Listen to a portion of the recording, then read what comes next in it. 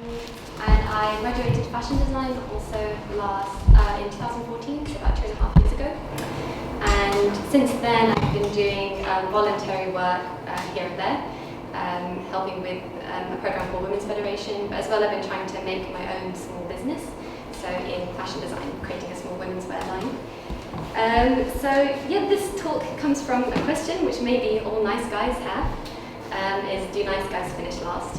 And I think we're told that quite often, do nice guys finish last? I was raised in a religious family. I think people who come from religious families, we're taught to live for the sake of others, and this is a CARP principle, to live for the sake of others. In any religion, it's really about how do you serve the world, how do you live for the greater good. And I think everybody is moved by givers, so people like Mother Teresa, Gandhi, people who sacrifice their life for justice, but everybody feels moved by those types of people. But in society it feels difficult to live for the sake of others, to be a giver, and you can easily get walked on or burnt out. And so this is my experience also for my life, trying to be a giver and feeling like I'm being walked on or used or something like that, and how do you create, how do you keep going? So yes, at work we have these lockers. So I started working at Selfridges. Do you know those big department store Selfridges?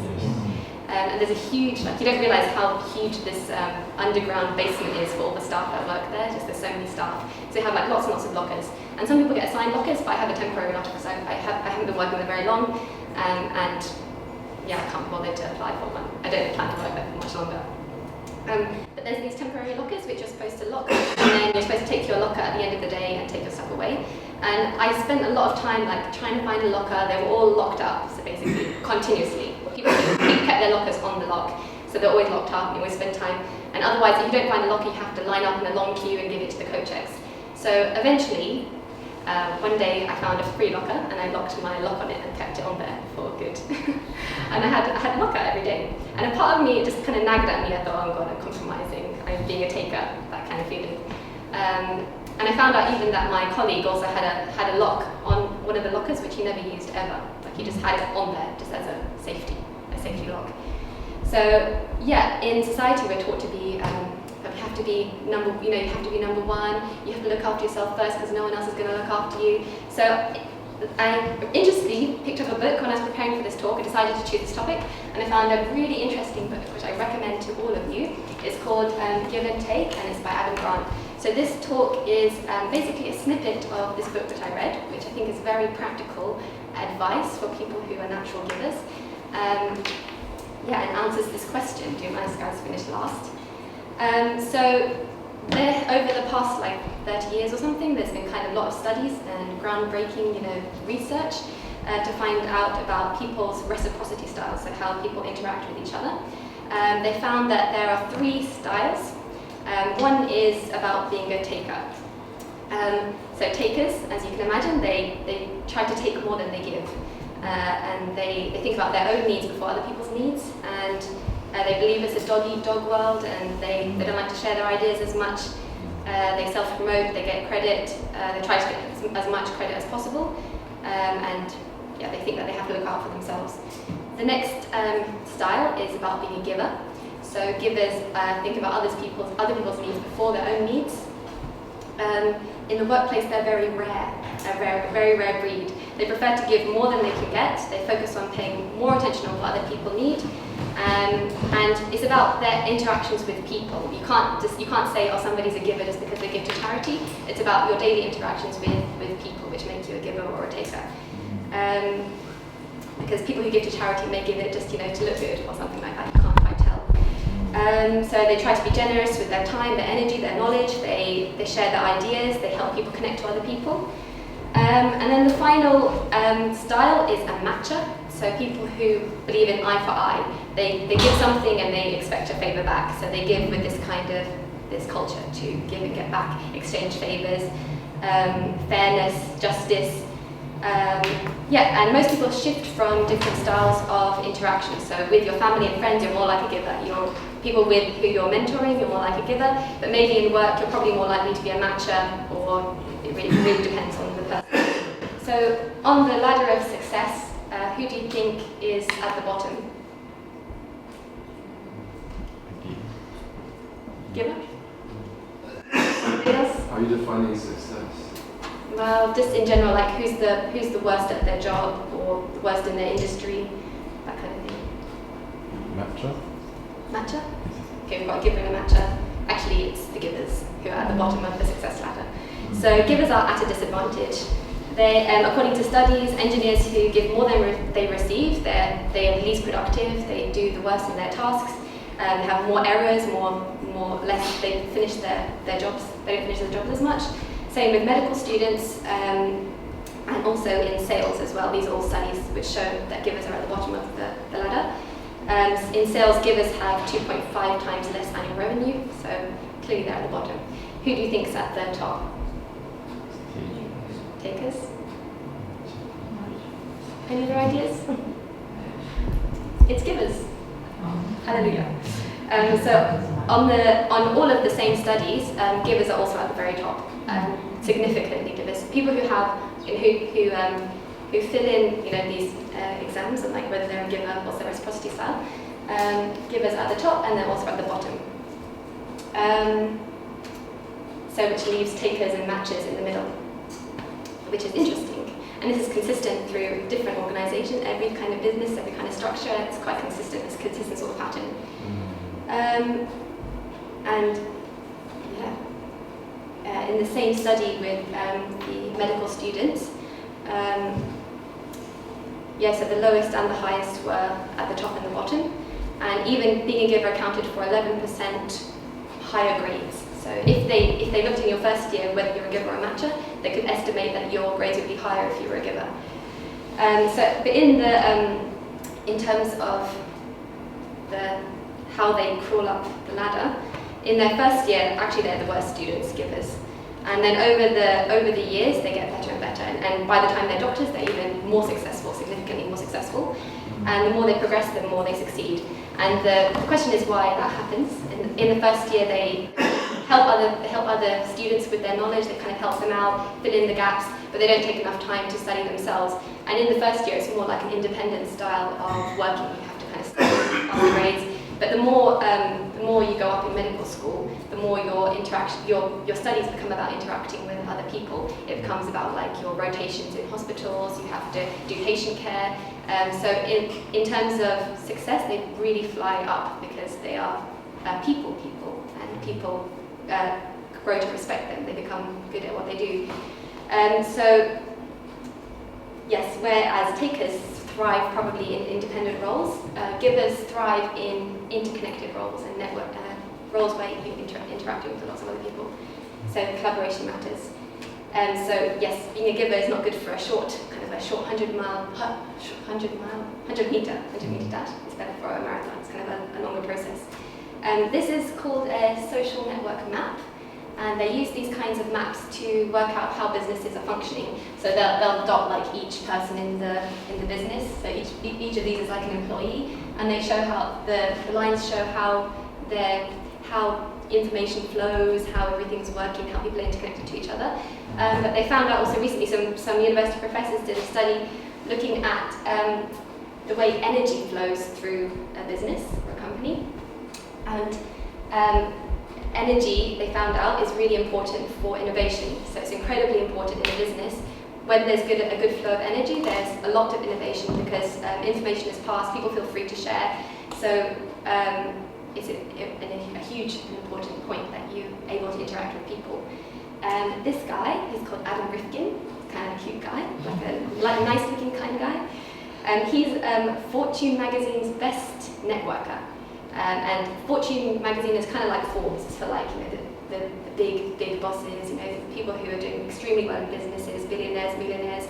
He has 640 of the most powerful people on his network. I think it's his LinkedIn network, maybe. I don't know if it's his LinkedIn network, but that's his network. And he describes himself as extremely shy, introverted. He's a computer nerd. His favourite languages are JavaScript and Klingon. Klingon. Yeah, Klingon. Exactly. Yeah, so he's not the kind of guy who you'd expect to be at the top of his game or whatever. But he was extremely successful. He's also a genius, and he's made like supercomputer applications for NASA. And he managed to retire at 30, and he kind of devoted his life to just giving. So he kind of became a full-time giver. And he continues to work in that way. He gives extensive guidance to startups, working to connect engineers and entrepreneurs with each other, business people. And this is his quote from him. He believes his network developed little by little, in fact, a little every day through small gestures and acts of kindness over the course of many years, with a desire to make better the lives of the people he's connected to. So he really believes strongly in this style of networking is by doing favors for people. Like he has a book called 5 Minute Favors. He invests into many, many people. He helped Blogger from going bust. He got Green Day from anonymity to stardom by making them a kind of a website which he just gave to them for free because he loved their music. And he's just one of these people who just naturally just kind of gives to everybody around him. And he creates a kind of raises the value for other people as well as himself. And this is the problem with takers and matchers. People who take, they look to see who's at the top and they think, okay, I'll do them a favor, I'll suck up to them and I'll get what I can from them. And then they see whether they can rise to the top, they'll kind of kick down the people below them. Matchers look to people on an equal level, they kind of think, okay, he can give, they can give me back. But people who are givers, they invest into more people around them. And you don't know who can help you in the end. And eventually people which he helped really helped him in his startups and things like that. So there's a short-sightedness to being a matcher or being a taker. And so in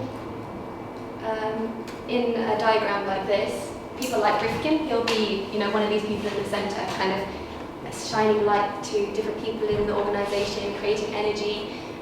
Whereas people on the sidelines like that, they'll be the takers, kind of more like a black hole sucking the life out of the energy.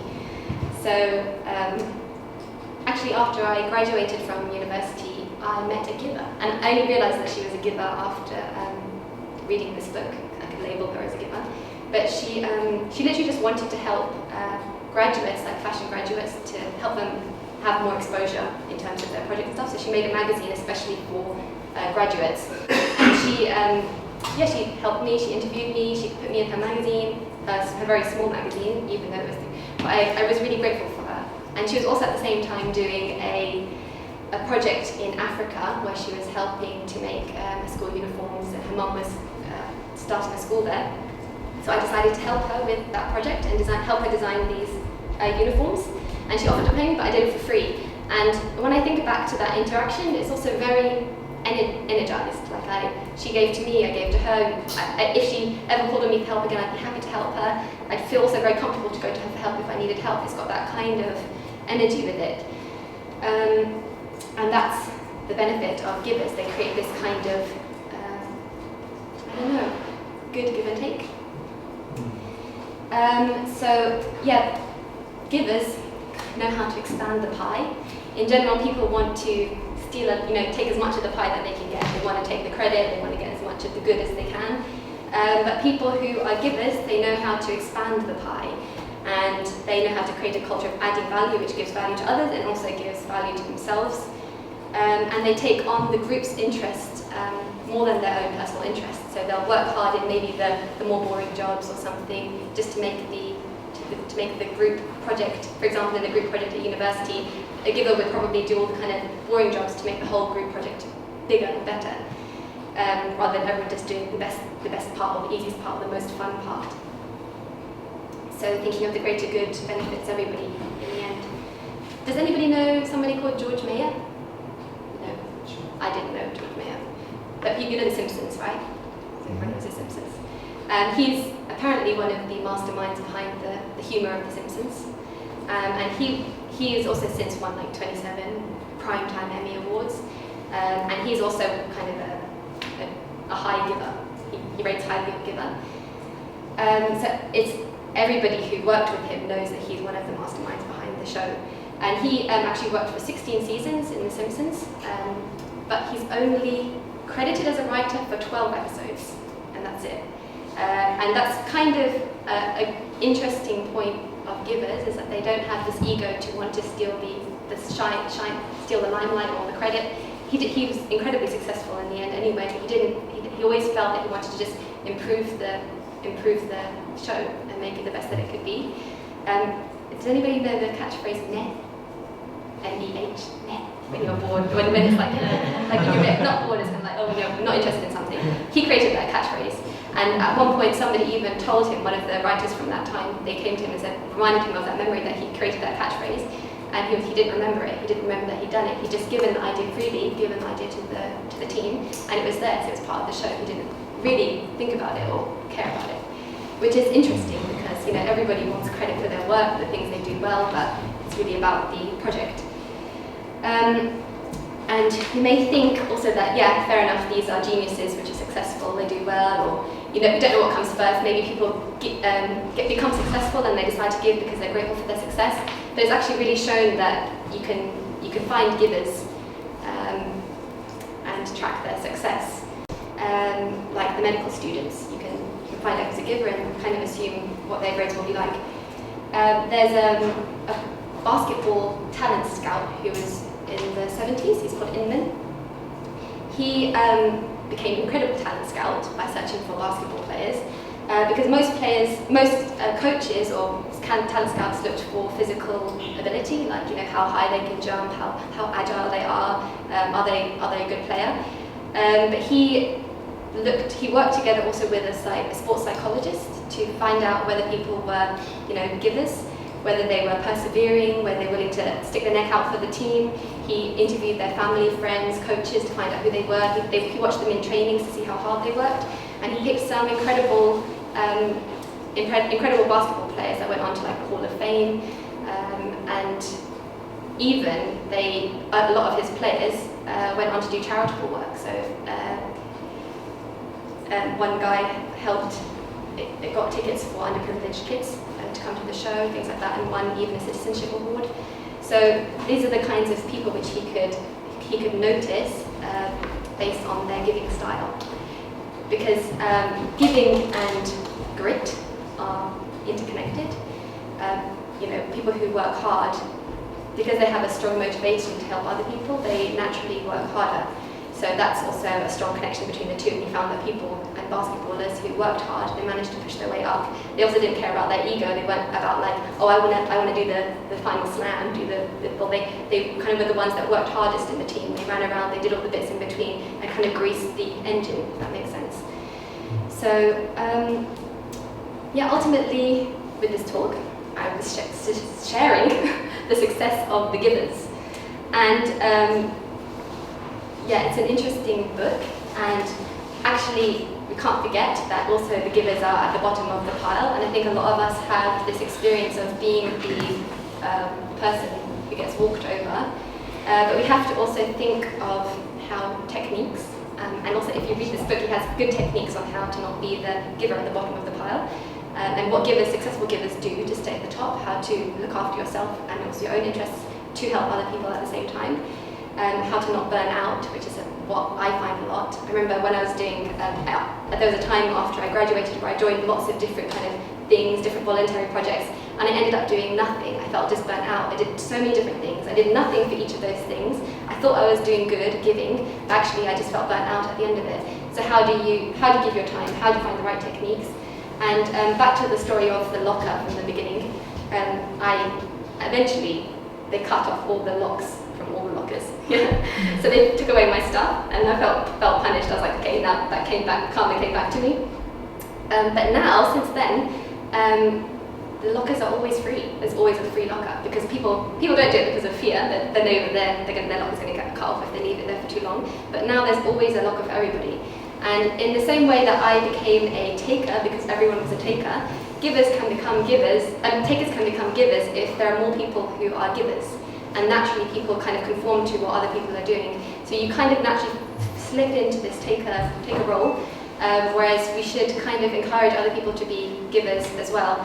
So you can practice these kinds of things in your university, in your workplace, or wherever you're doing now. So, and that's my talk, and I recommend the book, and that's the end.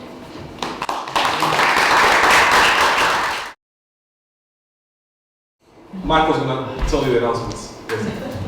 Yeah. Isaac insisted I do the announcements. Yep. Everyone. So, yeah, today's the last CARP talk for this academic year. Big R, let's hear it. But not to fret, we have the 2-day workshop coming up this weekend. So if you're interested in hearing about the principle more in depth, then please, it's not too late. The deadline is tomorrow for applying for the 2-day workshop. And then this summer, we're also going to have some activities. So we're in the process of organising some kind of workshop, 4-day workshop, probably an ocean challenge mixed with Unification Principles. So if you're interested in that, please contact us. It's probably going to be after exams, like mid-June time, late June. So thank you everyone for coming. I hope we can have a really nice time this evening, just chatting with each other. And yeah, thank you everyone for this academic year. It's been awesome.